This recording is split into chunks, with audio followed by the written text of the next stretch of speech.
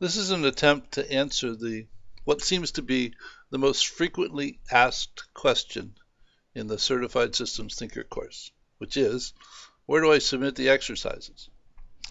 Well, there are two views of the content. This is one of them, and part of the answer is this ain't it.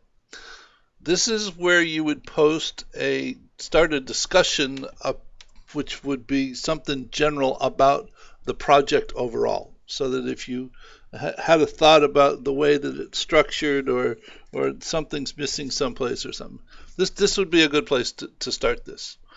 The other place, notice that Stephen Snyder posted discussion on lecture 11 7 hours ago, which is where he submitted all of his models. It probably said lecture 10 a while ago because I just added a new one. So when you're on the certification exercise, go to that exercise, and then right here, click this, and start your discussion here on lecture 11, the certification exercise lecture. And this is where would be the best place for you to submit your models for review. And this way, people know where to look for them. If this is the exercises lecture, so that's where the exercises, I think, ought to go.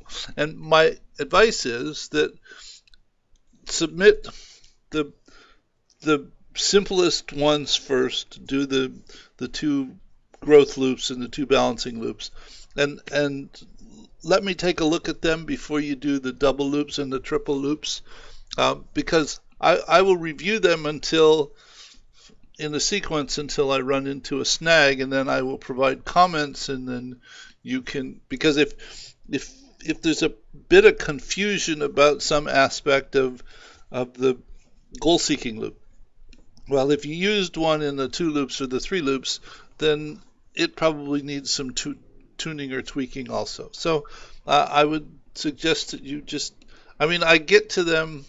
I spend all my time online, so it shouldn't take me long to review them once you submit them. So just go to the certification exercise lecture, which is now lecture 11 as opposed to lecture 10, because I just added another one, and click here on these two little bubbles, and here's where you would go ahead and start this discussion. Put a title in it, and here's the text.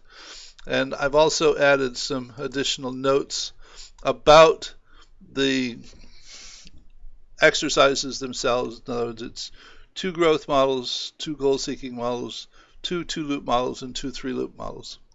And hopefully this clarifies the situation. And my apologies, because I sent out an announcement yesterday, but you're getting another one at the moment, because I just, of course, added another one today. A new lecture 12 called Finding the Sweet Spot,